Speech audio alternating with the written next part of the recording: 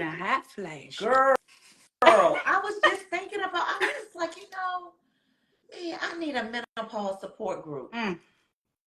Woo. Because it's about to take me out. I ain't lying, y'all. I'm so sick of it. For Okay. sure.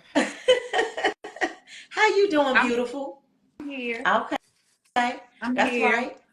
You're here. Open. Yes. And you look amazing. Thank you. Okay. Did you put on a purple shirt on I purpose? did not.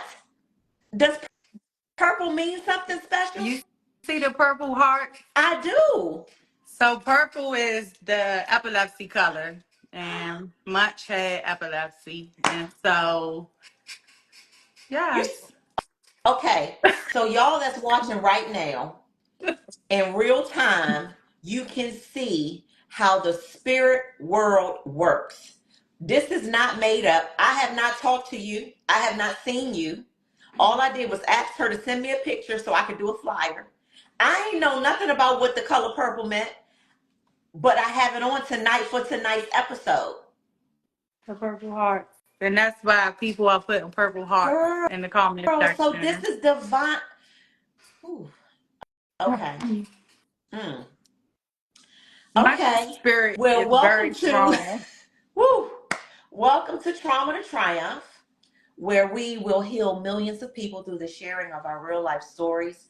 Your story is going, I know it's going to touch at least one person. I always say, if we just reach one person and we make a difference in one person's life, then this was worth it. Yeah, It was worth I it. agree. And so what I like to do, Pinky, on these episodes is I like to turn things over to you so that you can, I informally introduce you, but I want you to introduce yourself and just tell at a high level who you are today. I am, and here's what I do in my life today. And then I want you to take us on a trip down memory lane as to when real life trauma almost knocked you out and how you got through it to to the beautiful face and the beautiful spirit woman that we see right now today. Okay. So my name is Janell. Most people on this platform know me as Pinky. Um, I'm a mother of two. My oldest he'll be 26 in May. I have two granddaughters, and I am Munch's mom. So a lot of people know the tragedy and the journey from taking care of Munch. Okay, so That's not, you're gonna tell us uh-huh. all about who that is Yeah, and give us the backstory. yeah. So Munch is my son. He passed September 2023, the day after his 10th birthday. Um, Munch was born with some challenges that the doctors didn't know what was going on, the nurses didn't know what was going on. God picked him, and he picked his parents. And if anybody asks me what happened, I didn't smoke, I didn't drink, I didn't miss an appointment. I actually my oldest son and Munch are 14 years apart. So Mm. if you know me, I always said I didn't want any more kids. I didn't want any more kids. I was fine with my oldest son. And so Munch came along, and I called him my love baby. Um, that he absolutely was my love baby because he changed me. Can I ask a quick question before Mm-hmm. you go on? When you were pregnant, did they give you did they say, hey, the baby is going to, like, did you know that something might be wrong when you were pregnant or not until he was born? So when I was 7.5 months, I got diagnosed with gestational diabetes. So Mm-hmm. I had to go to the doctor. I was going to visits every 2 weeks. So when you go in and they are monitoring you for your glucose, they monitor the baby. They hook you up to a sono, and they give you apple juice. They'll give you crackers, and that's supposed to make the baby active because of the sugar. Okay. Munch would not move the way that they expected him to To move move. after giving him. So they would take me to the back, and I would have what was called a full body sono, which was a full body of him. So they Mm-hmm. check his brain, they check his heart, they check his lungs. And this went on for about a month. Some say I was about 8.5 months at that point. And I'll never forget doing the sono, the full body sono, and the sono text, her eyes got big. He said, I got to go get a doctor. What's wrong with my baby? What's going on? So the doctor comes in, and at the time, there's a part of the brain that connects the left to the right, and it's called the corpus callosum. They thought that that had not developed. So initially, that's what they were focused on. Um, your brain has to communicate. The left and the right side has to communicate. If that was the issue, he would have had some delay, but reading up on it, you can have that and not necessarily be completely delayed, if I'm making Okay. sense. Okay. So I had ended up having to have an MRI. I had to go to Children's Hospital because that's where the specialists were. And I'm big and 8.5 months pregnant, and I'm terrified of small spaces. So I had to have this MRI. It was about an hour. You can't move, you can't do nothing. That's when he started changing me because normally I would not have been able to stay in there that long. But I'm like, I have to do it. It's for him. For He got to him. get through it. So the results came back, and they basically said that he had cysts, small cysts that had developed on his brain. They did not know where the cysts came from. I did tons of testing, tons of blood work. Nothing comes back. Um, so the only thing that we could do was prepare that something is going to be going on. Right. Um, Still not knowing. My delivering doctor, I'm still in contact with this day. Crazy the way that it works. His first name is Christopher, and Munch's first name is Christopher. He delivered him, did not move. He stayed there. They take him to, they do the, what is it called? The APGAR scale. He passes the APGAR. They still took him to NICU because they did see the cyst on the brain. And they kept him, he was at Washington Hospital Center for 2 weeks. They just kept telling me that he was he was full term. I was actually due September the 12th. You have to excuse the dog because Oh. she's an emotional support dog. So she's like, what is going on? Mommy, I thought you could say, Mommy's okay. Can you chill? She's more emotional than she is support. But um they Did you have a kept telling me C-section I or did not. you pushed him out? I pushed that baby out natural, and let me tell you how he came. Okay, he was due on September the 12th. They induced me September the 10th. September the 11th. It's 11:46 p.m. and I'm telling my doctor's name. I'm like, look, this baby, you gotta hold this baby. I did not want to have him on September the 11th because there's so much tragedy associated with With September the 11th. 9/11. I was like, I cannot have him on the 11th. He has to come on the 12th. It was 11:46 p.m. He said, he's coming. We can't stop We him. can't stop him. So Christopher was born September the 11th at 11:46 p.m., Wow. which was Wow. 14 minutes before his due date and 14 minutes before I wanted them to come. And you pushed him on out, so they didn't have to do an Pushed them emergency out. C-section. Okay. Nope, no Okay. emergency C-section. And I have a personable relationship with my doctor as well, and so he knew that if I had to do an emergency C-section, My oldest son, I had natural. I wanted to have Christopher natural, Mm-hmm. but they had to give me a epidural because if I had to have an emergency C-section, he knew that I didn't want to have to be put to sleep. Right. So what they did is they ran the lowest dose of medicine so that the epidural wouldn't get clogged, um, so that he can come. So I did not have an emergency C-section. I pushed that baby out. Wow. Um, And once you pushed him out, they knew that something was wrong. So they saw, nope. They no? still didn't know. So the only thing that they saw, remember, was they saw the cyst on his This. brain, but they didn't know how that was going to affect him. Okay. Um, it's it's a complex. So when they saw the cyst looked like they had healed, almost like a sore. Mm-hmm. So they didn't look fresh.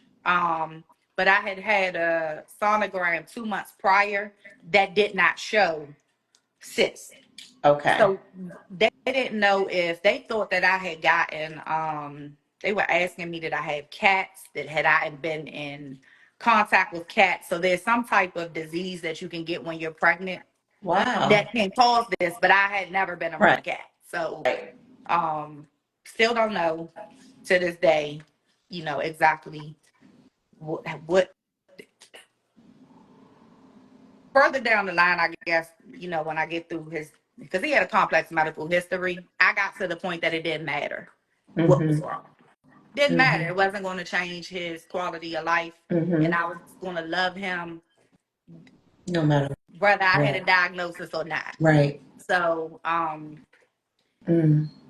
there has never been, other than the seizures, a real diagnosis or a answer as to why. Mm. Very puzzling because you had people, and respectfully, they're pregnant and they smoke and they drink and they do all of the things that they tell you not to do when you're pregnant. And I did the exact opposite and still And ended up with so you couldn't understand. no. My kids were Mm-mm. 14 years apart. Yeah. You give me a baby. So how old was I when I had lunch? I don't even know. 30, 33. Mm-hmm. When I had my oldest son, I was 18. So pregnant when I was 18. I think I had him when I was 19. Might have had him when I was 18. Either way, I was a Mm-hmm. teenager. Um, I was in the go-go pregnant at the black hole until Goldie told me I couldn't come in there no more because they figured out I was pregnant. I used to wear big clothes, and one day she searched me. They searching you, and she said, "Oh, And You in there pregnant. I'm like, I came in this backyard. Like, what you talking about? And she was like, if anything happens to you, They liable. they're liable. So my son's birthday is May the 2nd. Genghis' birthday is May May the 5th. 5th. May the 5th. Mm-hmm.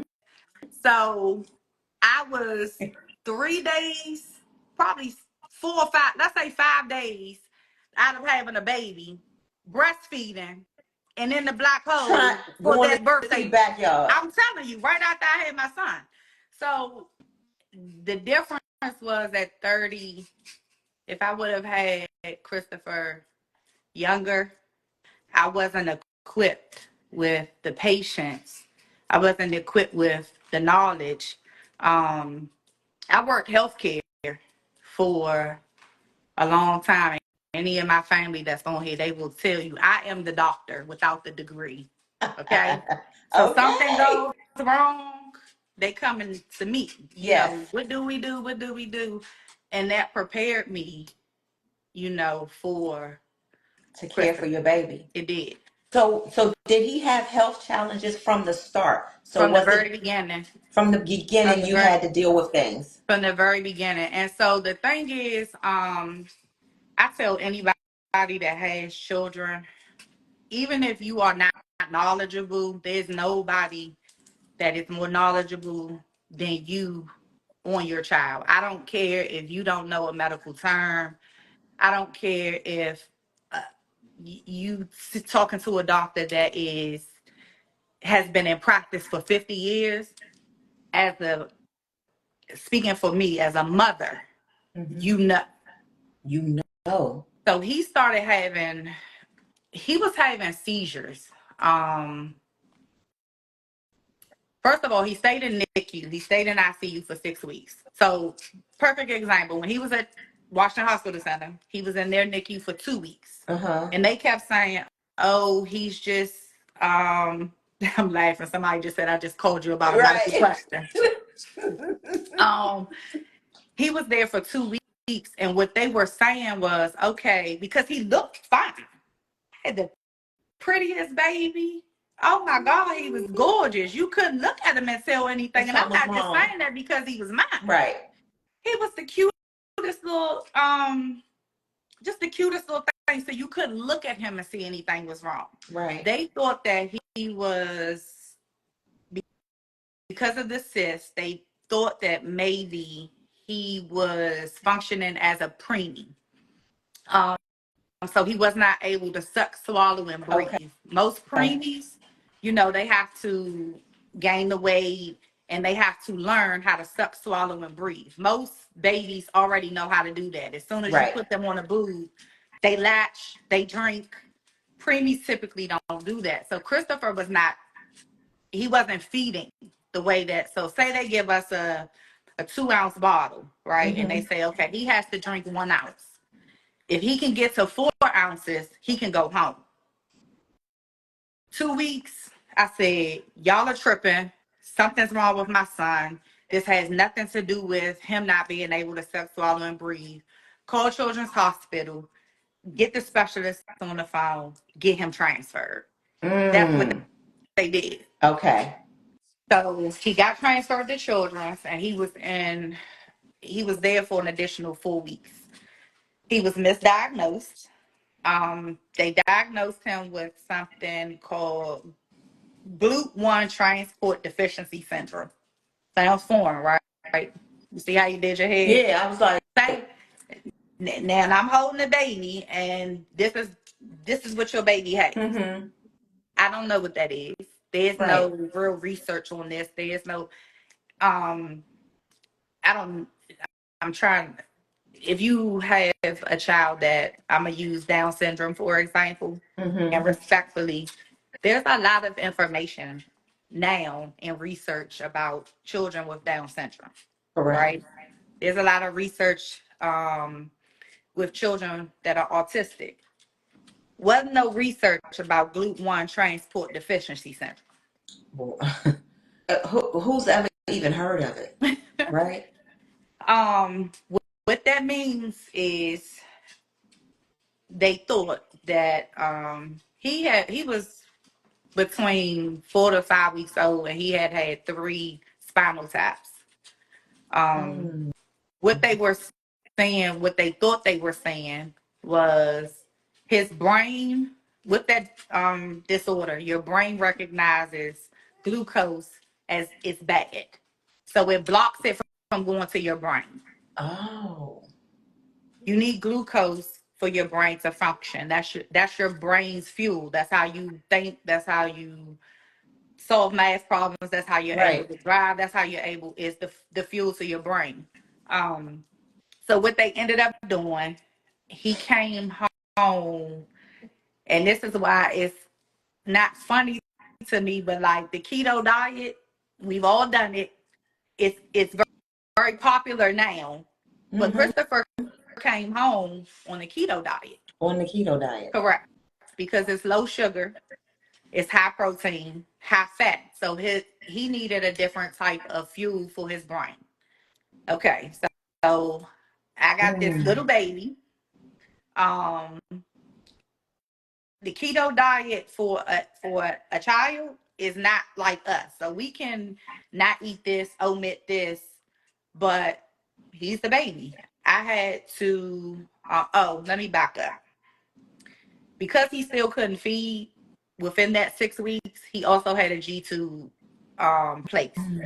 So we had to feed him through the tube through his stomach. Right. Yes. The keto diet for him consisted of me measuring powder, but on a scale, like a drug dealer. Like we doing some transactions. Mm-hmm. Shout out to my past because I really had to, I'm joking, but seriously, we had Right. to weigh the powder. You had to weigh oil. You had to mix water to the tea. It could not be if anything was off, um, it could affect him, right? Right. So Mm-hmm. we do this. He comes home and something not right. Something's going on with this baby. And his Now, do you have father, support during so all his this time? so his dad, me and his dad were living together at the time. His dad worked. And so he worked crazy hours too. Overnight he would get off at like 6 o'clock in the morning. So he sleep most of the day. Um Christopher would cry. I'm not exaggerating, 15, 16 hours a day, just straight cry. I would call the doctors. They were like, "Oh, he's colic. This is not colic. Like, I don't care what It's you something saying. else, right? Something's going on." And so he started doing something with his eyes that, the bubble, the old dolls that you set up on. Some people used to have them on it, like the car, Uh-huh. and their eyes kind of go back and forth. Mm-hmm. His eyes started doing that As a baby? as a baby. But Mm-hmm. I'm seeing this, and so I'm freaking out. And his father might be sleeping. I'm like, "Get up and look at his eyes." Right. And by the time he get up and he look, his eyes are not doing this anymore. And I'm looking crazy, You But he like, "You need to go to sleep. You ain't had no sleep, baby crying." And then finally one day they did it, and he he saw it. saw it.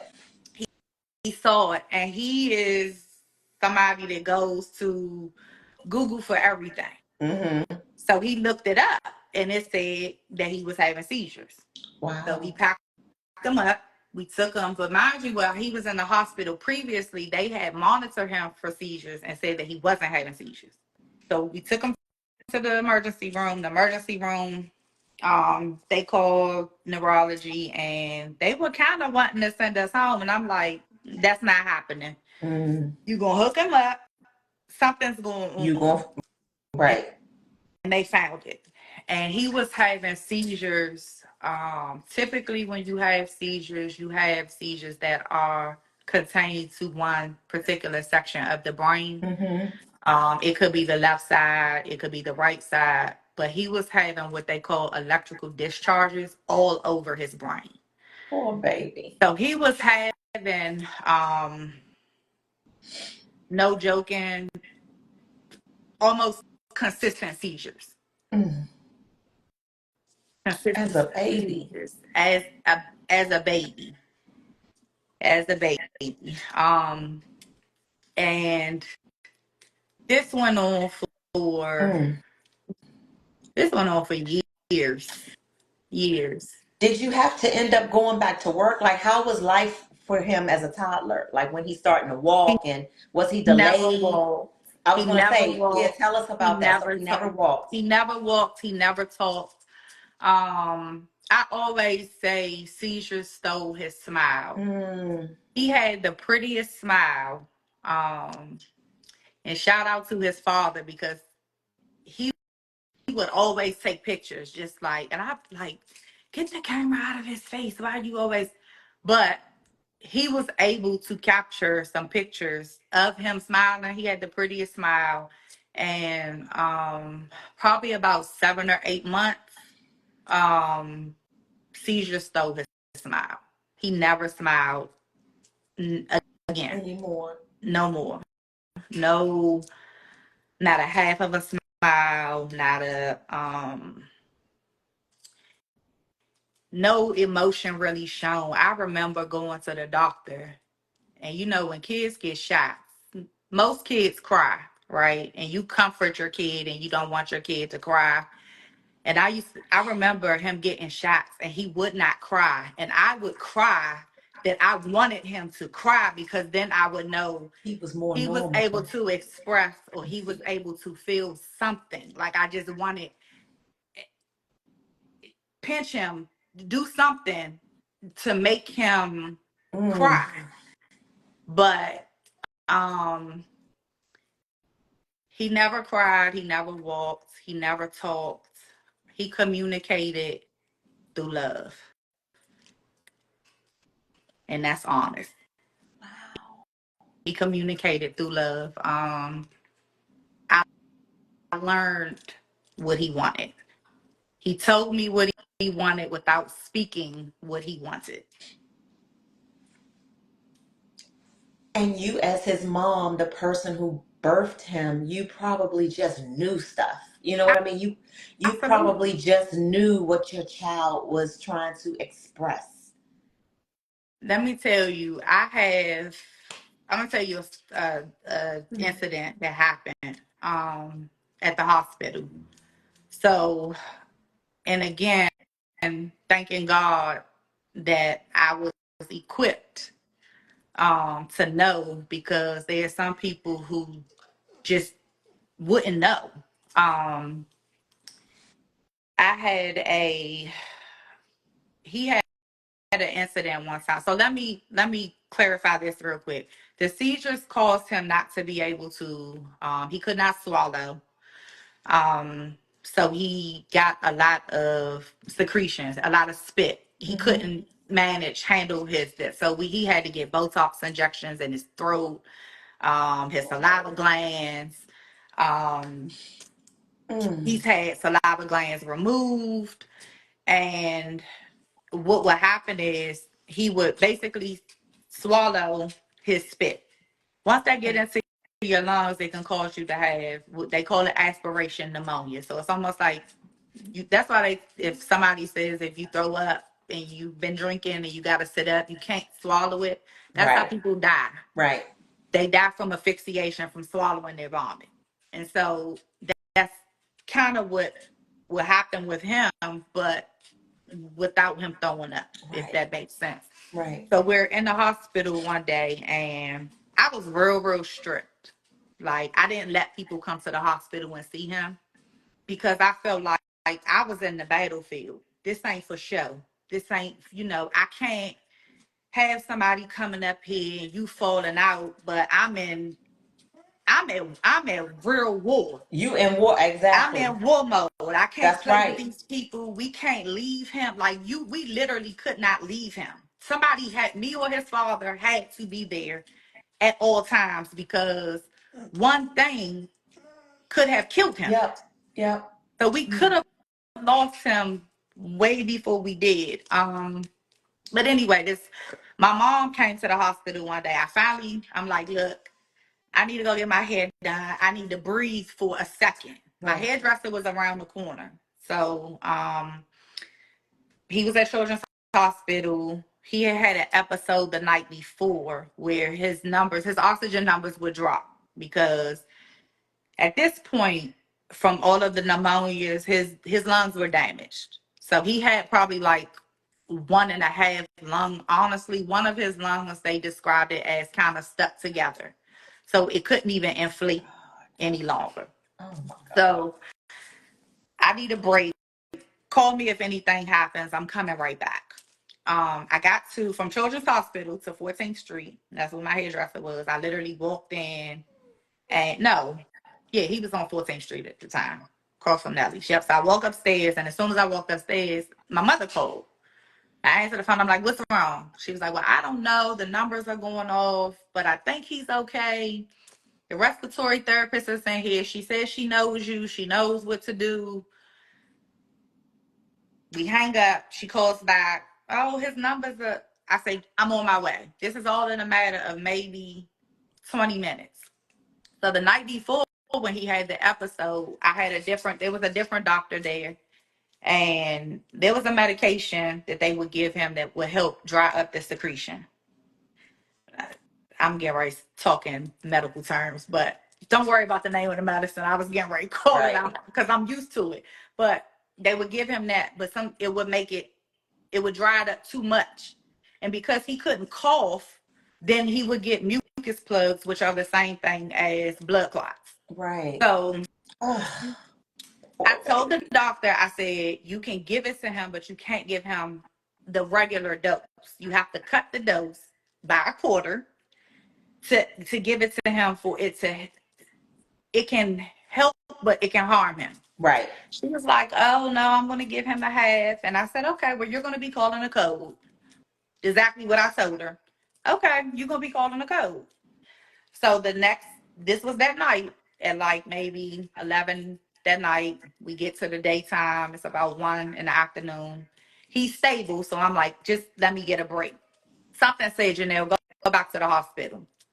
I walked into the hospital. He was stable at that moment. I laid on the couch, the long couch that they had. Mm-hmm. My mom was in the chair, but I couldn't see the monitor. Normally, I would just watch his monitor, and his number the monitor started beeping.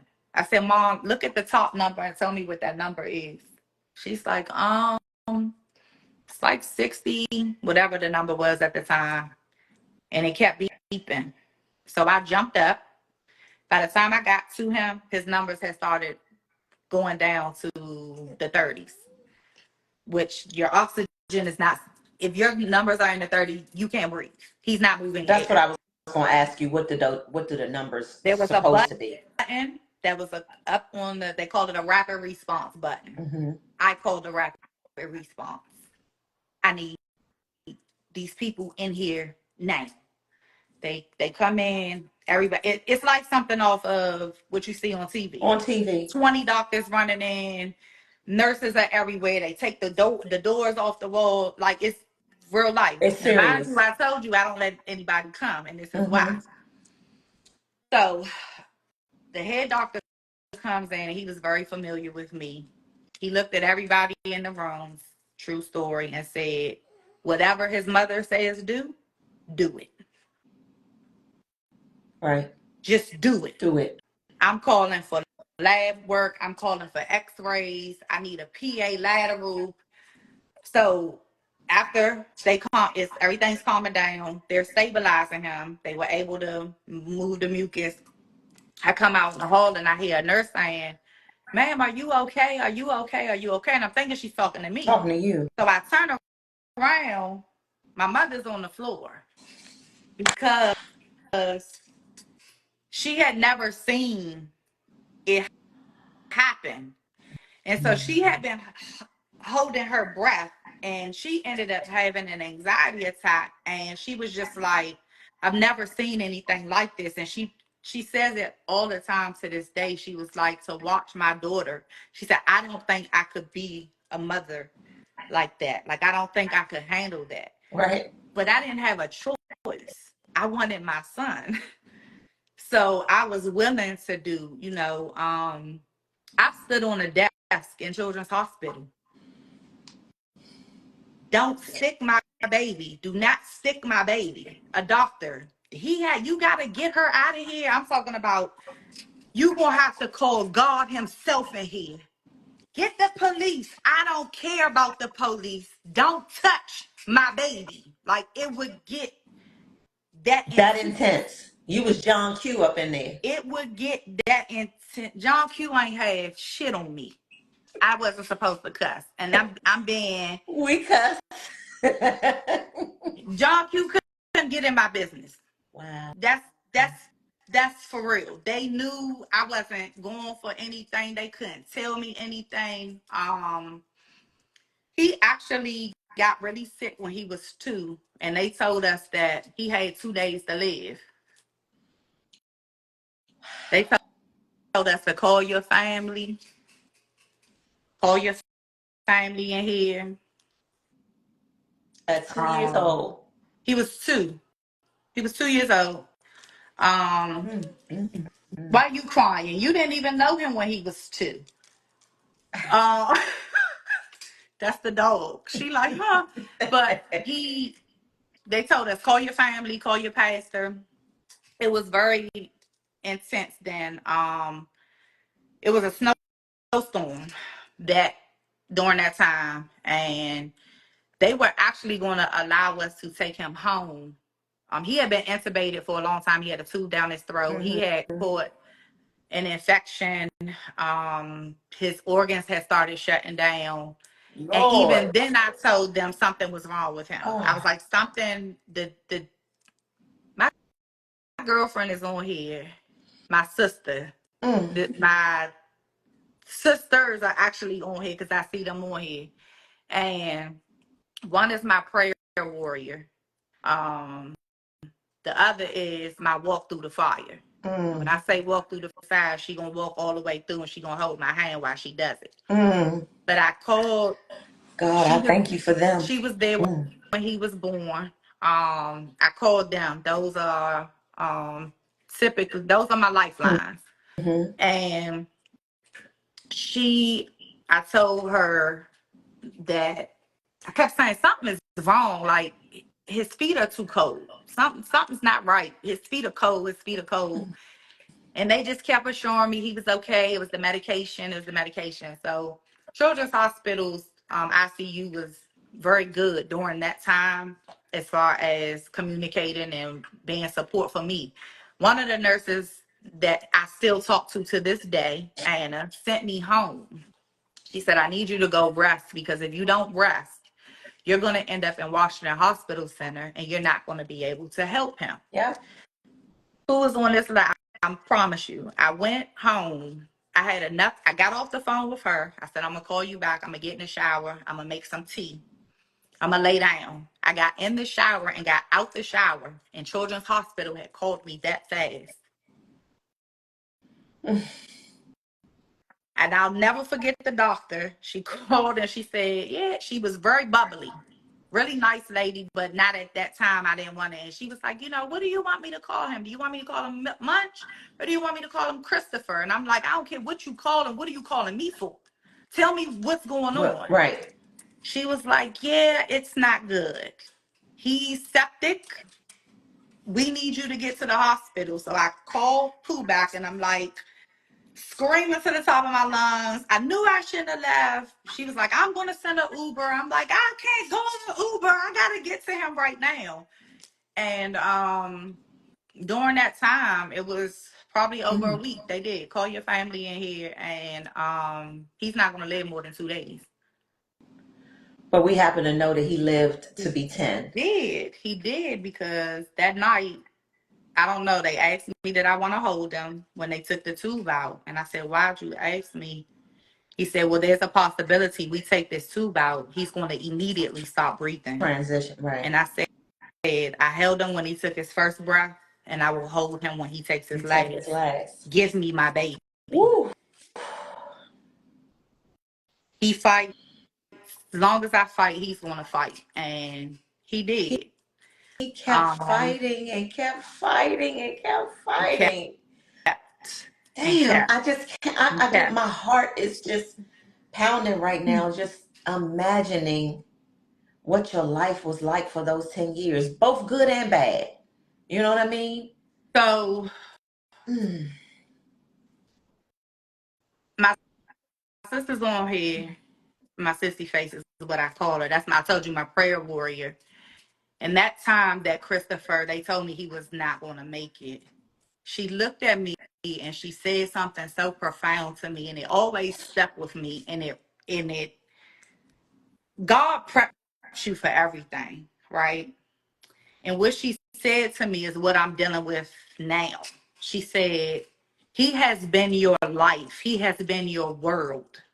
He has been your everything. I'm worried that if he passes, you're not going to know what are you going to do? Right.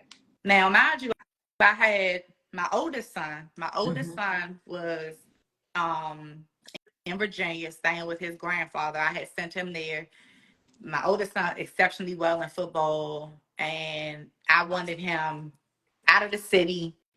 And so he was in Virginia, and at the time he started cutting up, and I had to have a conversation with him even recently because the last 10 years has been Christopher much, and when you sit back, I'm like, was I a good mom to you? Right. You know, understandably so feel for you to have those thoughts. I would totally you understand you you having. you feel like damn. There were times he had football games. I couldn't go. His Mm-hmm. brother's in the hospital. I Mm-hmm. can't leave him. Mm-hmm. Um, so that was hard, Yeah, you know. and maybe he Even felt like, Dad, ever since my little brother has been born, I don't really have my mom. I thought that, and one day I asked him, like I said recently, and he was like, "What are you He never talking felt about?" Like, that. shut. If he did, he hasn't mumbled it to me. You know, he says that he understood, and Right. but that's something that um you miss, having a child that has special needs. The birthday party invitations don't come. You know, Right. you don't get the same, and it's. I don't think that it was. I always say that he was out of sight and out of mind. So I feel like even with my son is on here, he just said you're the best to do it. Yay. Um, Even with family, there were times that he didn't. Nobody came to see him. Just recently, just to. I had a really bad day this day too. Since he's passed, my aunt called, and my grandmother passed 11 months before my son. 11 months almost. She passed October 16, 2022. He passed September 12, 2023. And if you know me or know anything about me, my grandmother was my everything. Everything. Okay. So you Mm. prepare for, I lost my train of thought for a second. Come on, grandma. Mm. Now, my grandmother was 92 and she lived a very good life. But I Praise was God. struggling. I know what I was telling you. So my uncle just passed a couple of months ago, and I'm gonna be honest with, I want to say, has it been a year? It hasn't been a year. I can't even tell you how many months it's been because everything that's happened since my son has passed is a blur to A me. blur. So if I forget dates or I forget times, I have really had brain Mm-hmm. fog. I can't remember anything Mm-hmm. a lot of times. But she was looking for something for the Christmas tree. So my grandmother passed, much passes, my aunt's husband passes, and my grandmother and my uncle passed in the same house. They were living with my aunt. So just I'm just giving you some background. Now my aunt calls me her right hand. Mm. So she calls me for literally everything. And she called me this day and she was like, I'm having a meltdown. I'm looking for these doves for the tree. And I can't find doves. She was like, I can only find one dove. So she keeps talking and she was like, I'm looking for a dove for my grandmother and my uncle. But she never said much. And it crushed me because it took me back to out of sight, out of mind, you know. Yep. Um, Mm. and I think that's one of the hardest things to deal with when you lose a child. Our world stops. Mm. I'm still stuck.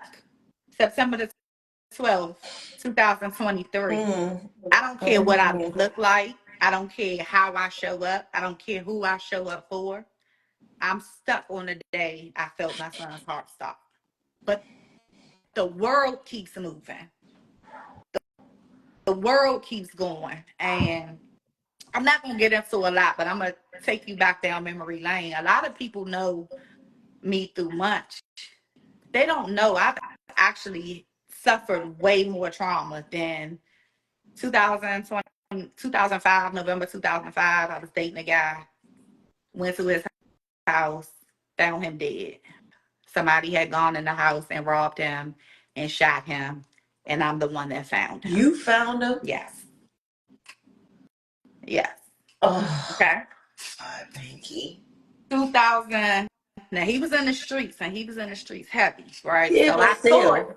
no, right? No, I'm saying, but I thought God was pulling me out of that life, right? God is trying to tell you something, color purple. That's God trying to tell. I didn't want Right. to have nothing. If a man sold Tylenol, I didn't want to have nothing to do with him. Okay. Mm-hmm. Meet a new guy. He broke in dental school. I'm coming home. We go to the movies. Take my son. I raised my cousins as well. I got them when they were 13 and 14 years old. So I have daughters that are my cousins, but They're they're mine. mine. Right, they're Um, yours. Took them to the movies, and my goddaughter, and we coming back in the house, and somebody ran in the building, and the dude that I was dating shot him in his head, standing right beside me. I'm talking about blood and brain all over my pants. And because I had just lost the other one, and that was November 2005. This happened January 2007. I went back out there in the hallway with him because I had a fear at that point of somebody dying by themselves. I can't leave him out here to die by himself. Um, Actually, he's still living physically. Um, he's still in a nursing home to this day. The person that got shot in the head. Did you know him? We were dating. Oh, the one you were dating is the one that got shot in the Yes, head. we I were thought you dating. said the one you were dating shot the other person in the No, head. no. So I'm running up and down BW Parkway going to the trauma hospitals. Um, a mess. Okay. Um, I'm not a stranger to death, is what I'm trying to say. I'm not a stranger to tragedy. My best friend died from breast cancer in 2019. And I thought that was the worst pain that I had ever felt until my grandmother passed. And then I thought that was the worst pain I had ever felt until my son So your passed. son But passed. I'm saying all of this to say, just recently I was having a session with my therapist, and she asked me, she said, well, when that death happened and this happened, what did you do? Like, what do you mean? The funeral was over, I went back to work. What was I supposed to do? I had 3 kids that I needed to feed. I had what else are you supposed to do? Mm. And it wasn't until much past even that I'm able to deliver what I'm going to deliver, because I think that somebody needs to hear it. As Black women, we are taught that you're supposed to be strong, and you're supposed to keep moving, and you're supposed to show up, and you're supposed to do all of these things. Um, but it's not helpful. It's not helpful. You know what I mean? I went back to work 3 months after much passed and almost had a nervous breakdown. Literally. I thought I was about to lose my mind. I was not. One of my girlfriends called me one day, FaceTime. We talking. She said, well, how you feeling? And I tell her. She said, well, I know how you probably smell because you done had them pajamas on for the last 4 days. I had to force myself to to take baths, to take showers, right? Um, we're so Mm. not we don't take mental illness serious, Serious right? enough. Back in the day, you could have an uncle or aunt that was out of their mind. That was funny to people. Mm-hmm. It's not funny. That's not funny. It's not funny at all. And when you're not able to regulate emotions. You know, we're taught, Black people are taught in the family, don't let them put you on a medication. Don't let them put you on a medication. Mm-hmm. Why? If you can't see, you go get glasses, right? That's a Mm. prescription. If you are having problems regulating your emotions, you better go to the Get some doctor medication. and you better go get some medication. Because when you start seeing that you can't have a conversation with someone without forgetting, when you Mm-hmm. can't, again, you can't pay your bills, you can't. When I had my break, when I had my break, I was dealing with a manager at work. Um, that I don't know what her issue was with me or what she, but she was like, it was like a gnat All right. all the time. I'm Mm-hmm. talking about I couldn't move, right? And I'm Mm. very honest, I'm very transparent. So I would tell her, look, I just lost my son. I know y'all think I'm back here and I'm okay. I know I probably look, oh, I'm not okay. Give me some grace. This is a job that I had never had attendance issues. I never had performance issues. As a matter of fact, I was a top performer. Why do you keep, that lady looked at me in my face and said, this is business. It's not personal. See how they don't care about I her at the end of the said, day? say what? And in that moment, I knew that if I had not made the decision to think, and I mean really think, I could have lost my freedom Yeah. and my job, Yeah. and I would have felt like I was in my right to do so, because what I heard was F him, Mm-hmm. what he meant. That's And what you heard. even if that's not what she was trying to convey, that's what I heard. Mm-hmm. I called my doctor. He said, are you, because I know I know Instagram censors some stuff, but are you the HOMID Mm. or the SUCID word? And Mm-hmm. I said, I'm both. Mm. And I've been off work since July because all of the other things that I had been through and all of the trauma and the hurt and pain, that because I'm Janell and Janell is strong Mm. and she has to be strong and she has to show up. It came down on me, and Mm.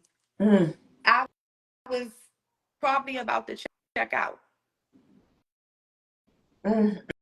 Mm. Mm. You know, they ask you, do you feel Right. SUCID? And I said, well, I don't necessarily want to, but I have an overwhelming feeling of wanting to be with my son. What does that What does mean? that mean? You know, those are things that people don't take into consideration. They don't, because I look the part. Mm. So they see me out, my hair's done, my nails are done. I'm a dressed up piece of mess. Right. A piece of mess. Um, I know a lot of parents who have lost children, and one of the worst things that anybody can say is, I know how you feel. Even Mm. with losing a child, you know what I say? My oldest sister is on here, Mm. and she lost her baby. It's been over 20 years now, right? Mm. Health condition, but I don't know how she feels. I don't. Mm. Um, I just saw one of my my sister circle moms on here. Amir's mom is Oh Pam. yeah, Pam. Yeah, I love her, and her story is different. It I is. couldn't imagine getting a call, and that wasn't my experience, Right. right? So you can't say you know how she feels. I don't. Right. I felt my son's heart stop. I Mm. washed my baby.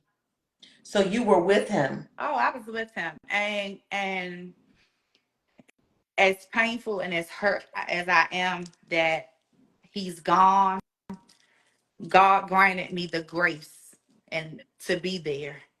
Um, because if it had happened another way, we might not be having this conversation. Right. You Right. know, But God. He Mm. Thank you, God. granted me grace. He granted me the grace to Oh. be there when much passed. So whoever's on here and doesn't know, in 2020, he had Munch had just turned, mm, wait a minute. I told you my mind is a little off. That's okay. Um, COVID was 2020, right? I Okay. believe so. When it first So started, yeah. right. Um, before he passed, Mm. I don't know. I'm looking at Mm-hmm. my son. My son is Mm-hmm. saying that he held his hand so tight before he passed. He'll never forget that. Oh. And it's something that, because, and then that part, we talk about the parents, but the siblings. I had a 25-year-old son. My son is 6'3", 220 pounds, hovers over top of me, but I see hurt in his eyes. Right. And as a parent, I can't fix him. I can't help him because I can't help myself. Right. You know, You um, you both have your own separate we do, compartments of grief. we do. But as a mother, still as a mother, I'm supposed to protect him. So I'm supposed to be able to help him with his hurt, and I can't. Right. There's nothing that you can do with that. Christopher was, he was sick. He had home nursing. I fought like a dog for nursing hours. Mm. They would tell me he could only have 12, and I would write letters to Congress if I needed to get them to give him the 20, because the thing is, there's no way that a parent can work a full-time job and then come home and be a nurse You full-time can't. and still there's no way that you can do No. that. The system, the insurance system, the medical system, everything is just trash here. There's no way possible that you can do that. And so I had nursing, and I had been fighting with the nursing agency to get this one particular nurse out of the house.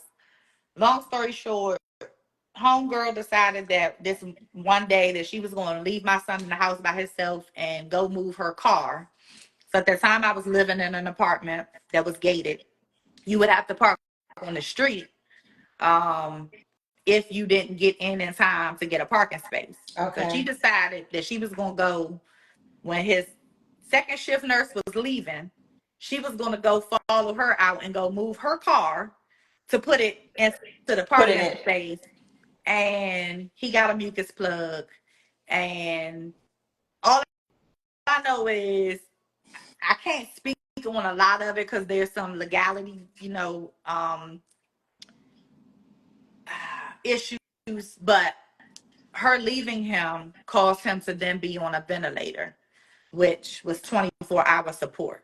So prior to, Munch had a trach, but Munch was on room air or a small amount of oxygen. Mm-hmm. That incident caused him to be without, it damaged his brain more, pretty much. Right. And Mm. we had to move him to a long-term nursing facility. Like I said, this was at the height of COVID. Nurses were short-staffed. I couldn't bring my baby home. Now, Munch Okay. was such a fighter that I thought that he would be able to come off of the vent. So the day that they told us, oh, he has to be on the vent, we cannot get him off safely. If you take him off this vent, he can pass. I went to the bank. I can't live in an apartment anymore. I need a house. I have to bring him home to a house. My apartment looked like an urgent care center. Anything that you boxes of medical equipment, there was no room for. I gotta go get a house. Um, where I am right now was supposed to be Munch's house. Well, my boys, I'll say, but I knew then. Me and my son, my older son says now, he's like, Mom, you could just sell the house and we could go get an apartment together. I'm like, you want to live with your mother? You don't want your own place? And he like, I mean, you don't bother me. That's my best friend I too. love it. So he's like, what you want? But in my head, I needed this space because you got to think when you're taking care of a child, you got nurses in your house. Somebody's in my house at all times. All times, There right. is no privacy. Right. Okay, I gotta have clothes on. I don't like clothes. Right. Okay, I want to walk Right. around my house the way I want to. I Right. couldn't do that. You could not. Everything that I asked for with this house, God gave it to me. And this was not. We gonna get him home. We gonna get him home. We gonna get him home. Right. And he never made it. So he was in the long-term care facility. Here comes COVID again. I'm gonna speed up because there's a lot that went on with him. Yeah, girl, we might We have on to here do all you a night. part 2 because your story is woo. Yeah, it's a lot. Oh It's a my lot. goodness. And we So didn't even talk about the tragedy that you saw. I didn't even know about the stuff you no, a lot of told me people, about later. a lot of people don't. A lot of people don't. You done been through so much. A lot of people don't. Have you started writing your book? I haven't, but I need to. I need to. I'm so scatterbrained. Like I have to. Literally, I started a book a week ago, maybe 2 weeks ago now, and I've made it to chapter 18, and that is very big for me because I can't. You can't focus. Depression, Yep. anxiety. It doesn't look like what everybody says it looks like. So it's not just my heart is racing. It's not just my palms are sweating. No. I can't think. It causes you to just write. It causes you, for me, it probably affects people differently, Yeah. but for me, when I'm at my lowest state of depression, I don't want to do anything. I don't want to do nothing. It takes It's away a struggle. your drive. It takes away your ability to think. Yeah. It's rough. So I've been saying now that I'm going to start writing. I'm going to force myself into a space that I have to, write. You have a I have story. to, You yeah. definitely have a story. I'm telling you, people have, when I say you, and I'm big on giving people grace because you don't know. You don't know what people carry. What people carry. You don't know what people carry. I'm a fast to much passing. I had been fighting. He was in the nursing home. I had been fighting. Let me say this. Probably about 2 months before much passed, I went to, like I said, Sissy Face, the one that prays for me, and I told her, I said, I need you to pray. I need you to pray hard. She said, why you say that? And I told her, I said, Much is going to leave me. And I knew it. Probably about 2 months before he passed. And she said, Sissy Face, why would you say that? He's so strong. And I said, his eyes are empty now. Remember, he can't talk. He can't tell me anything. His eyes are empty. And I stand on him going into the nursing home.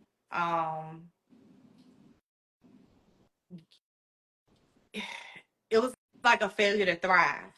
See, Munch didn't know anything but love, right? That's all he knew. He was 7, 8 years old. I was still carrying my baby. He sat up under my arm. Yeah, because he couldn't walk, right? So you had to, girl, I bathed him. My back to this day is messed up. I still call him my baby, even though he was older, but Do you think I that didn't. when he saw you, he knew you were his mom? Absolutely, absolutely, Yes. absolutely. Munch would hold my hand. His brother, he would sometimes he would get so excited to see him, he would have seizures. Mm. His heart rate would go up. Munch would hold on to me, like hold. There's not a doubt in my mind. Like, so that's another thing about fighting, you know. And again, I said legality issues, so I can't get into a lot, but they like to tell me that my baby was going to die anyway. He didn't know nothing. And I say, you're a lie. Your mother's a lie. Your grandmother's a lie. He knew. That part. We were so connected. Like, I'm telling you, I told her, I said, I can look in his eyes. His eyes had become empty. So we going into his birthday. He's at the nursing home. COVID is starting back up. And I'm fighting with these people to have a birthday party. Y'all gonna have to give me a room. He has family he has not seen. We don't know. He's not promised another birthday. Now, when I'm Right. saying that, my son says he didn't like you. He would turn his He head. turned his He head. would turn his head. He would grunt. He would roll. Oh, he would, you know, like he knew. Um, so I'm fighting with these people. He's not guaranteed a birthday. Y'all gonna let me have a party, or we showing up? And they called me a couple of days before. So the party would have been on the 9th, which was that Saturday. Mm-hmm. I had it all planned out. We're gonna have a Mardi Gras party. We're gonna have beads. We're gonna have this. We're gonna have that. They called me a couple days before and say, because of COVID, we can't accommodate that. Right. What we will do is, if you want to do a drive-by, we can safely bring him out for, they said, an hour. Because he needed respiratory support. He had to have a respiratory therapy. He's on the Exactly. ventilator. He can't just come outside. If something happens, and it broke my heart that I was like, he's not guaranteed to make it to his next Another birthday. birthday. I had Right. no idea that it was that birthday, that it was the birthday that was coming up. But you did. You, I didn't you get did. yet. I didn't yet. You didn't yet? Not yet. I'm gonna tell you when I knew. So um they call me, they tell me that it kind of dampened me. My girlfriends, I was doing, this is so crazy because I was cleaning out my pantry earlier today And and what you came stumbled across on? the Mardi Gras The mask. mask. And it's purple. Came across the mask Oh, earlier today. And I said, well, I'm gonna make gift boxes. And they were like, well, we gonna come over. And I was like, no, no, no, it's fine. I don't need anybody to come over. It's not that deep. It's not that many people gonna drive by. They gonna go. They showed up at my house anyway that night, and we made the baskets. We had some drinks.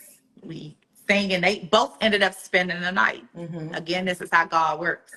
So the next day, which was the 9th, we're getting ready. I gotta go to none but the bundt cakes. I gotta pick my baby cupcakes up. People are sending me pictures of their cars. Their cars are decorated. We getting ready to go through, and my girlfriend Kiana said, we're gonna make this the best hour that you can have, that he's gonna have the best hour birthday party. So my granddaughter lives around the corner. I go pick her up. I go pick Pooh up. And mind you, Pooh is was there when he was born. Okay. Pooh's there that's when he one was of your born. lifelines, On my right? lifeline. Mm-hmm. Okay. So I pick her up. We talking about 5 minutes apart. Get my granddaughter, get Pooh. We get back to my house because I gotta get dressed to go to the party. When I pulled up, my phone was connected to my car. So because I had turned my car off, my phone didn't ring. So I looked at the phone. I said, "Oh shit, shoot! The nursing home called. What they want?" So I call, mind you, we're still in the parking lot. He's Right. still in my lot. We haven't even moved from the car yet. What they calling for? So I called, they transferred me because the place that he was at, there was an adult side and a children's side. I called the adult side and says the children's, you got to get transferred. So when they transferred me, I had all this beeping, all these machines, all this stuff going on. But then the phone hangs up. I'm like, what in the world? Let me call back. Mm-hmm. I call back. Hey, this is, and the lady's like, is this Christopher's mom? Yeah, this Christopher's mom. What's going on? We had to take him to the, he's gone to in the ambulance. She was saying that he was bleeding. So when you suction him through the trach, sometimes you can get blood. Get some blood. Okay. So I'm saying he's not bleeding. We couldn't. She kept saying we couldn't stop the bleeding. I'm like, what do you mean? I said these people always being extra. Mm-hmm. Called my granddaughter's mother. I said I gotta bring her back. Munch gone to the emergency room. Mind you, I told you she lived 5 minutes from me. Munch gone to the emergency room. Now I'm doing my running around. I got on a like bodycon dress. I ain't got no bra on. I'm just telling y'all, I'm Right. outside just any kind of way. Mm-hmm. So I said, we were getting ready for the party. So I tell Pooh, I said, when I have to drive past my street to get to the main street to get to the highway to get to the hospital. I said, let's run back past the house. I'm gonna put on some sweatpants and stuff. Ain't no telling how long we gonna be here. Mind you, she dressed for Mardi Gras. Right. She got her Mardi Gras dress on, so she like, and give me some sweatpants. I promise you, we were in this house probably every bit of maybe 7 minutes. I literally reached in my closet. The first two pairs of sweatpants I got, I handed her a pair. I put on a pair of sweatpants, threw on a bra, put on a shirt, and we right back out the door. I got to the top of my hill, and the hospital was calling me. I said, I know what fed. I don't know fed. What they calling me for? The lady says, is this Christopher's mom? I said, yes. Now I can hear her voice. Her voice is shaking. She Mm-hmm. said, did the nursing home call you and tell you that he's here? I said, yes, I'm en route. She said, where are you? I said, I'm literally driving. It's probably going to take me 15 minutes to get there. Mm-hmm. She says, I need you to be safe, but I need you to get here Hurry up. fast. It's not good. Now, I immediately start crying. I'm shaking. Pooh is saying, pull over. We can get an Uber again. And Mm-hmm. I'm like, no Uber. I got to No, get to we my gotta baby. go. And I had just bought my car probably a month before that. And the car has this sport mode in it. So Mm-hmm. I'm like, we getting on this highway. I'm putting this, bitches, we Right. out of here. It was almost like a movie. Somebody would get in front of me and it would be like the slowest. And I'm just like, what Right. Like, what is how's going this on? Can happening? you? I Right. was beeping, girl. I'm driving off the side of the road onto the median. Car cuts me off. How you get cut off on the median? Mm. Mm-mm. Not the median, the out whatever the outside portion. Right. I get cut off nonetheless. And finally, I said, "Okay, God, I hear you. You want me to slow down." I got to the hospital. I got to the door. They have they ballet. I handed Pooh the keys. I ran into the hospital. I give the security guard his name, and he tells me, have a seat. No, let me back up. Let's be transparent. Me and his dad weren't speaking at the time. Okay. Okay. So I had to call him, like, hey, and he answered the phone. He like, yeah. And I'm like, look, the hospital then called, something ain't right. Right. This ain't like no regular call, right? So I get there, and I'm saying all of that for a reason.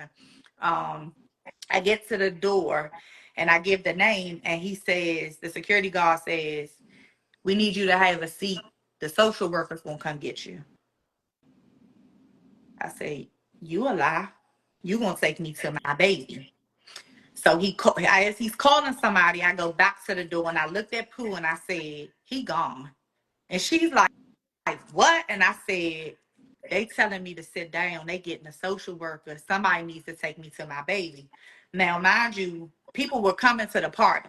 So the hospital was literally probably 6 or 7 minutes away from where the nursing home was. Mm-hmm. Well, we were en route when they had already called us and told us that the nursing home, I mean, they had taken them to the emergency room. Pooh Right. had started calling everybody like, To let them don't go, know. to let them know. But Right. now he's at the hospital. Everybody went to the hospital. I didn't even know that. Right. So the social worker comes out. They taking me down this hall. She's like, your family is to the right. And I'm like, my family? Who's here? My sister, my prayer warrior, my girlfriend, his godmother, my mother. The whole room is filled. Do Right. you want to go in this room? I said, take me to my son. They took me in the room, and I looked, and they're still working. They working on them, and finally, there was a nurse that said, she said, I need you to keep talking to him. Just keep talking to him. And so finally, I said, can somebody tell me what happened? Right. And she said, his heart stopped. But we were able, with chest compressions, and they gave him epinephrine to get his heart started again. The EMT worker was standing here. He would not move. The people were asking him something, and he would not move. And so he finally looked at me and he says, my name is Christopher. So I said, thank you, Christopher. They keep working. He stabilized, and they took him up to the floor. So I said, well, let me go downstairs and just let everybody know that, what's going on. And when I walked into the room, you know how the elders always tell you, they've always said, you'll know when somebody's ready. Or you're going to know when they're ready to go. You're going to know when they're ready to go. I walked in the room and I said, my baby is tired and I have to let him go. He's tired. He's tired. For 10 years, I had been saying, as long as I fight, he's going to fight. And as long as he fights, I'm going I'm to going fight. to fight. But in that moment, You knew I he was knew tired. he was tired. Yeah. So much didn't pass, that same time. The next day comes, and I go to the hospital because he was stable. I go to the hospital, and I walk in. I'm on the phone talking to Pooh, and the doctor's talking, and I asked, his feet were cold again, the same way they were when he was 2. Mm-hmm. And so I said, are his kidneys shutting down? Mm-hmm. And he said, no. He said,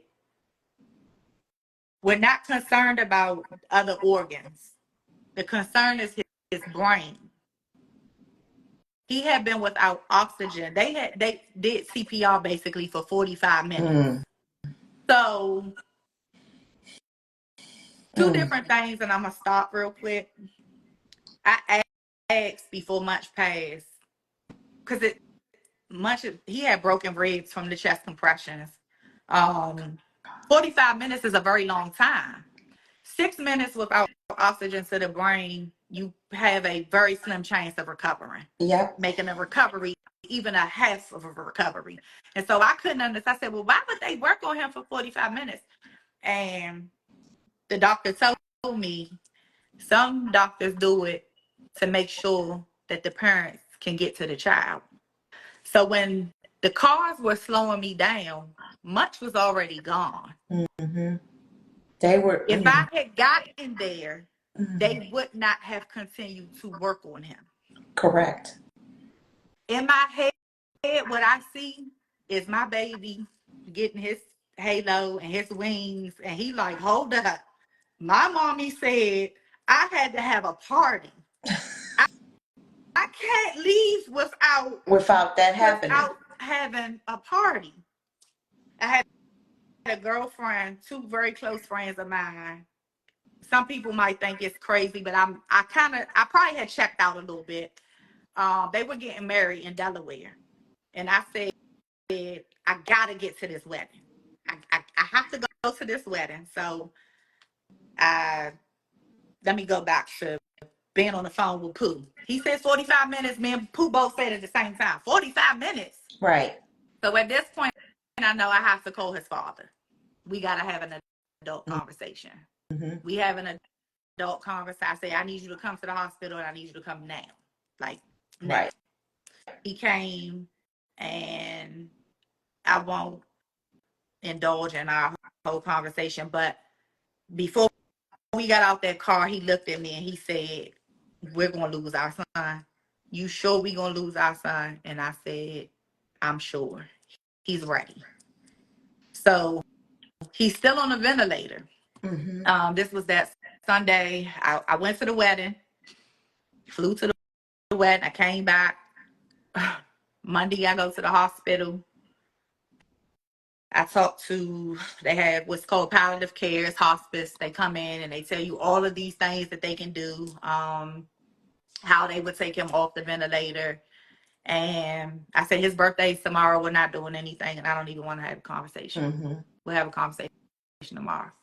I know that Fairfax was a wonderful hospital, wonderful experience for that, if that makes sense. Right. Very passionate, compassionate. Um, they even gave me the option if we wanted to bring him outside so that other people, could come see him. Right. The only thing is, if they brought him outside and anything happened, they could not resuscitate him, and I wasn't going to allow any of my family to have to go through see that. Right. I get it. My sister, my prayer warrior, had a trip planned she was going to Greece. And she looked me in my face that Saturday and she said, you think he's going to be all right? And that's the first time I've ever lied to her. And you said, yeah, he's going to be fine. I said he was going to be fine because I wanted her to go. Go on her trip. Yeah.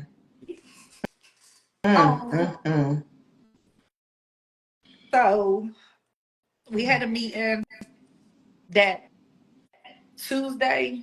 We had a meeting the same day as his birthday, that morning. And they had done everything. They had checked him. Even neurology, they did another EKG. She already knew that he didn't have any brain function because broken ribs are very painful. And so they would tell us, we're going to touch his ribs. Mm-hmm. We're trying to get a reaction out of him. His heart rate wouldn't increase. He wouldn't move. Much wouldn't even open his eyes. And even when he was at his sickest, if I called his name and told him, Mommy, can you open your eyes for Mommy? He would open his eyes. Mm-hmm. He didn't do that.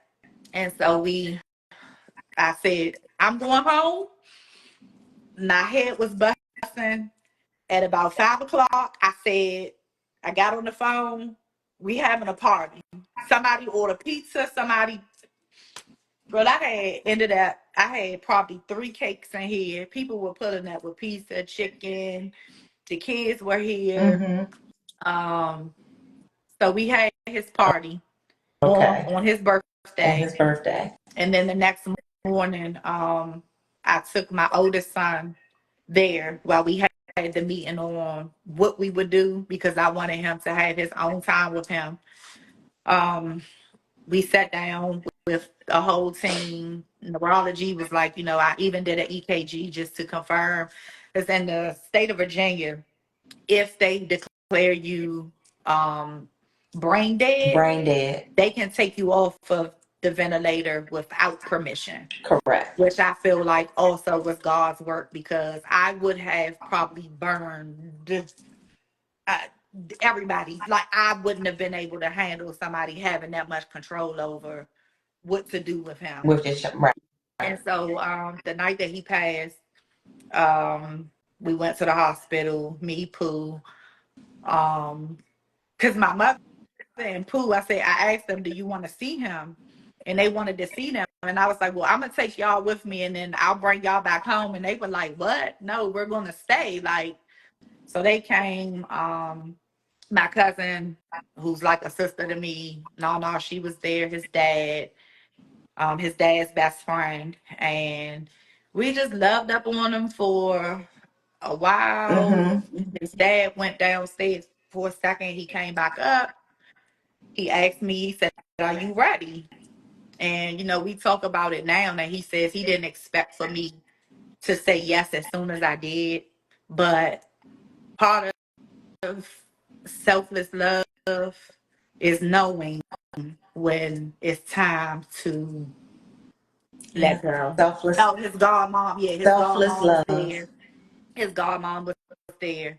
And I was like, okay, they explained we're going to give him medication so that he doesn't become air hungry. Now, what I will say is I did not know at the time that when they take you off of a vent, they remove the trach. So if you don't know anything about trachs, that is your airway. Right. Once that's gone, and no, I didn't know that before. I thought they were just going to unhook the ventilator. Of all the things that I know in I did not know that, and God did that for a reason, because I think I would have had a harder time taking the trach. But they said we're going to give him morphine, so he doesn't become what's called air hungry. If he does anything, then we'll give him more. And I asked everybody to leave out of the room, because for me, there's nothing natural or nothing about watching somebody die. And I would not, under any circumstance, allow somebody that I love to have to do that. Right. Um, my cousin did say she wanted to stay, and I was like, absolutely not. I need, you know, everybody to clear the room. And they did. They went in the room across the hall, and they took him. The doctor was standing by the door. His dad was on one side, I was on the other. I made sure that I placed my hand on his heart, because I knew that I would know, And I looked at he passed. It was crazy, because he did something, right? And I said, give him more morphine. And the doctor was like trying to explain, me and his father still fighting for him as we don't care what Right. the If there's a chance, give him right. some, and I would never forget, his father said at this point it's not going to hurt him. Just, we don't care. Right. Why? We just didn't want him, we didn't even want to think that there was any discomfort. Right. And I remember looking up, and I told the doctor, I said, his heart stopped. And I knew for sure that it did, because I felt like mine stopped. Literally at the same time. And the doctor was saying, there's still electrical current. And I just remember in my head saying, like, over and over, not that I was trying to speed it up, but I was like, just please call time. Because when you're in that moment, 10 seconds felt like 10 10 minutes. hours.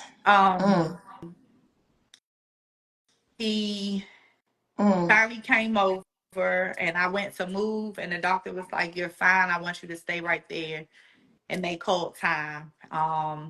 Munch was born September 11th at 2013 at 11:46 p.m. He passed September 12th at 10:46 p.m. His dad looked at me. He said, I can't stay in here. How long are you going to be in here? And I went into mommy mode. Pooh, I went and, so let me tell y'all this real quick too. Pooh I was is going to say, my, because we've gone way, way over, so we okay. got like 10 more minutes. It's at the end, but I went and got her because I wanted to bathe him. And I just went and got her, and I said, I need you to come in here. Just come. And she's looking at me, and I said, no, it's okay. They know you're going to come. And I washed him. We gave him a bath. I bathed him. Give me the deodorant. I told him, I said, his little stinky, he used to have some little stinky underarm. I said, you can't go. I asked him for a warm blanket, and I know that it probably sounds crazy, but just give me a blanket. And I climbed in the bed and held him for as long as I could hold him. And I finally looked at her and I said, we got to get out of here, because if not, they're going to be taking me downstairs too. Oh, God. And I'm stuck there. I'm stuck. And, there's nothing natural about losing your children. Nothing natural about it at all. So, yeah. I can't. I, I can't even imagine. Like, I can't. I'm at a loss for words right now, and that's very rare for me with these episodes that I don't have. I just don't feel like I even know what to say, except that I know my belief in God tells me that He used much for the 10 years for a reason. I don't know what the reason is. I haven't figured it out either, but And it's He may definitely not a have reason. revealed it to you yet either, but it's something. Yeah. I believe that. I honestly believe that. I know it's a reason, and sometimes I still get very upset because much really changed me. Like, really, really changed me. You have no clue. That baby saved my life, probably. And so maybe He that's it. saved my life. But it wasn't for. It's not for me. It's not for me. Um, it's not that. It's for somebody else, but I still don't know exactly what. What? I still don't know what. Um, I'm grateful, and I do understand. I'm a firm believer in God. My grandmother I had a praying grandmother. Mm-hmm. Um, Sometimes I question though, because I stayed faithful to everything that God, you gave me this baby. I didn't ask you to give me this baby with all of this stuff going on. Right? And then you took him from me. No warning, no, just just like that. You know. He gave them to you though, because you still standing. Most But most everybody else in the world wouldn't have been able to do that. Munch has a very strong spirit. When I say strong, we would have to we would have to have another. I'm telling you, you come on here with the purple. That's why I said this is all divine. This was like when you was like you wore purple for. I was like, no, I just wore it. God told me to put this on today. I don't know why, but I do now. Yeah. You see that?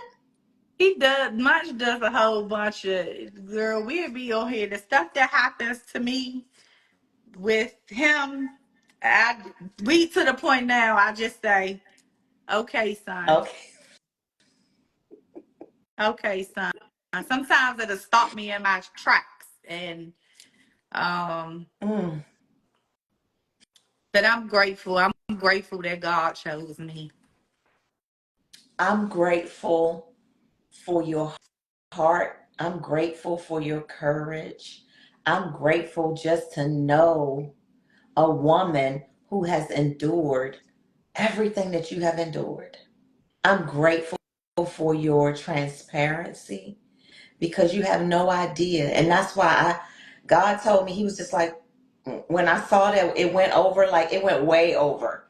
God said, "Who cares? He said, this your show, Terry. You can do what you want." And I said, "Lord, you're right."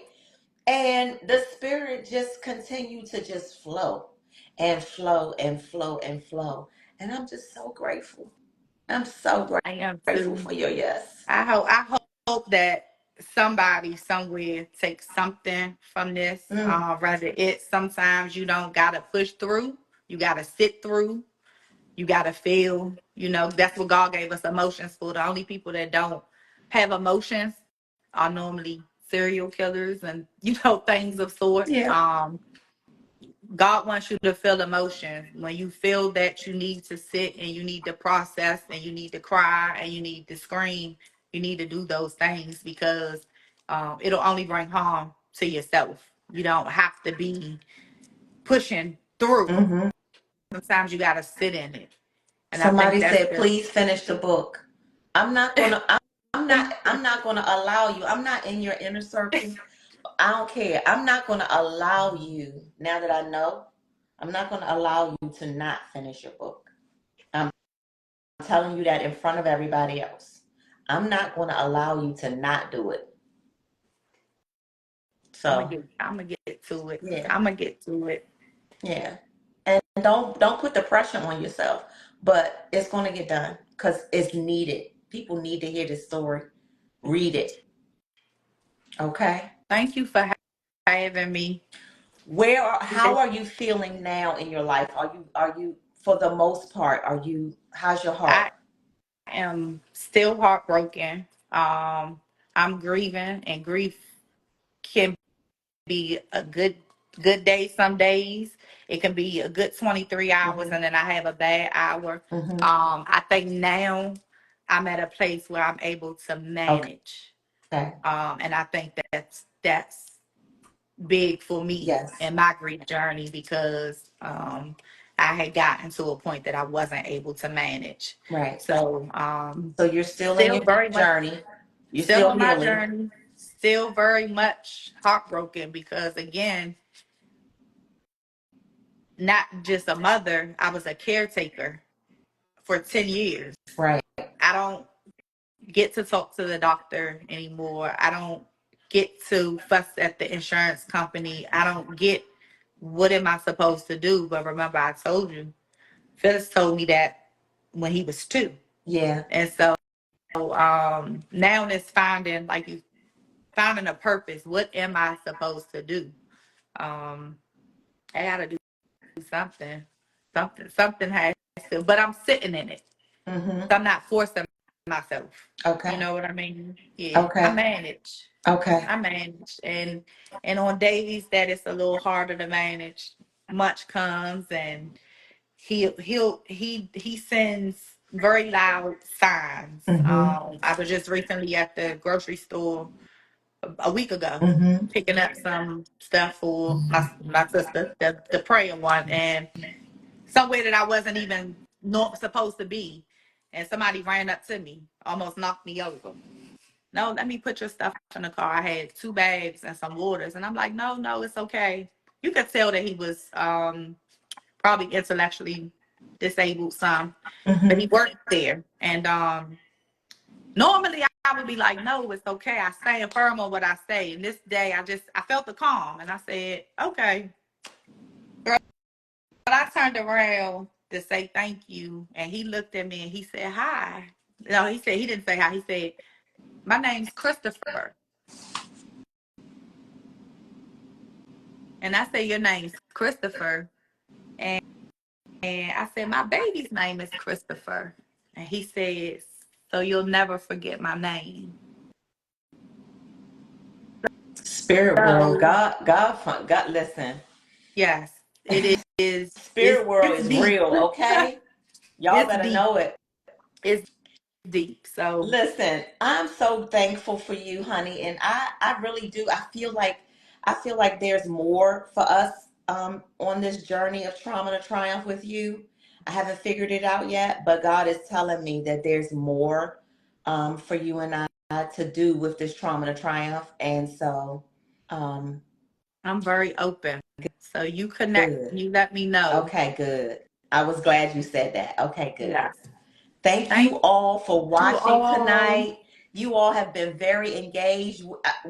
She and I were so engaged that I could not see or get to all of your comments. But God is so good, and I'm just so grateful for all of you, all of the purple hearts. Now I know what it means, and I know why God had me wear purple tonight, y'all. This was not planned. I'm telling y'all, spirit world is That so wasn't real, and We showed y'all tonight. It is Look, real. I said I was just gonna put on all black, right? And then I was like, I gotta do something. I made this shirt 10 minutes before we came You on and did? made sure that it had Look purple. And so it at says, a it. piece of my heart lives in Yes. heaven. So I just did it real quick so I could have purple, and then you had on purple, and I'm like, This is purple. crazy. So Oh yes, my goodness. Much was here, and he Yes, said he Munch. loved you all too. I want to say I'm Auntie Terry. I'm Auntie T-Bomb Munch. Oh my goodness, this has been so great. You all, you're gonna be able to watch this entire episode because I'm gonna have it on my Instagram. It's gonna be on Trauma to Triumph's Instagram. It'll also be on my Terry T Bomb Long Instagram. It'll be on your Instagram, hopefully, and I'm also gonna have it on a YouTube channel tomorrow. So we'll be able to watch it and share it in different ways, and hopefully we will save some other parents who have gone through something similar of losing a child. Hopefully your story will help them with their Yeah, trauma and I lead hope them so. to triumph eventually. You're still on your healing journey, so you know we Yes. definitely have to have a part two. Yeah. And like I said, God is saying we need to do something more with Okay. this, Okay. and he'll tell me what it is, and He then I'll will. tell you. Okay. Good night. I'm blowing you kisses and I'm giving you hugs. Y'all, thank y'all so much. Y'all have a great night. And I will be back next Tuesday, 9 o'clock p.m. Eastern Time, with another story of trauma to triumph. Until then, y'all be good. Good Bye, night. Pinky.